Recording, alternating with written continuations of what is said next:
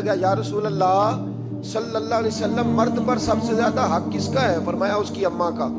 یہ نہیں فرمایا اماں اور بیوی کا. کہتے جی میں نے برابر برابر لے کے چلنا. برابر ہے ہی نہیں تو کیسے برابر لے کے چلے گا؟ ہے ہی نہیں برابر.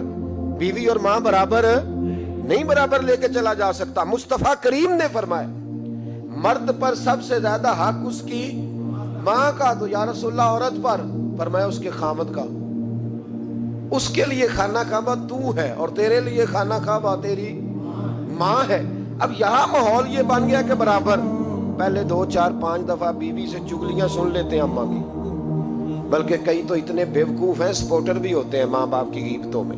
کہتے ہیں نہیں ممی آکھاں گا اماں نو گل ٹھیک ہے تیری جو تو بھی کر دی صحیح ہے بات. ابا جی ایسے ہی کرتے میں کروں گا بات. اب تو وہ شروع ہو گئی.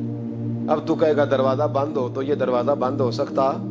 اسے بتاؤ بیت اللہ کی طرف پیر نہیں کیے جا سکتے. اور بیوی بھی یاد رکھے اگر آج وہ کسی کے بیٹے کے بارے میں بات کر رہی ہے تو بیٹا اس کا بھی بیاہ جائے گا.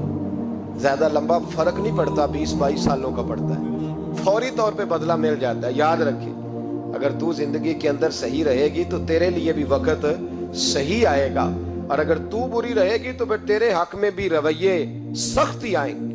ماں باپ کے ساتھ اچھا رویہ رکھیں. اتنے بیوقوف بچے کہ ماں باپ کو آگے سے باتیں کریں, کہانیاں سنائیں, داستانیں سنائیں.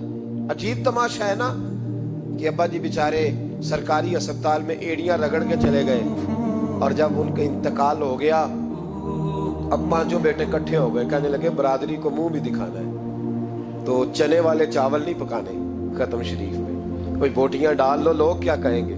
تو تجھے اب لوگ یاد آئے ہیں جب وہ بیچارہ وہاں ڈاکٹر پوچھ نہیں رہا تھا, اس وقت لوگ نہیں یاد آ رہے تھے. سارا زمانہ تو نے راضی رکھا ہے, جن کو راضی رکھنا تھا ان کی طرف توجہ ہی نہیں.